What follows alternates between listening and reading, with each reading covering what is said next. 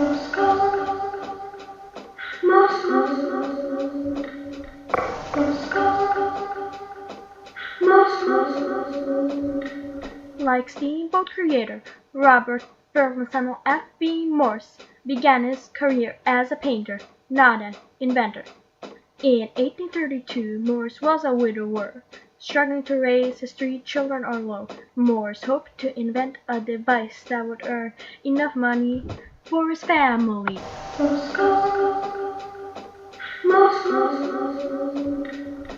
Morse code, Morse. So Morse invented the telegraph, which sends pulses, surges of electric current, controlled in length by a tapping bar, a telegraph key. Morse code, Morse, Morse code, Morse. Then those pulses get turned into clicking sounds. A short click's a dot and a long click's a dash. So Morse's partner, Alfred Lewis Vail, developed a system called Morse code. That's a different combination of dots and dashes that represent each letter in the alphabet.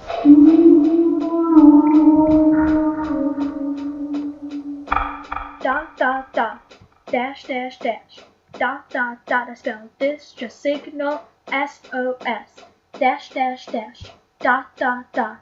Using Morse code, you can spell a lot. Eventually, the telegraph made Morse very wealthy. Morse code, Morse, Morse code, Morse. So now you know the story behind Morse code.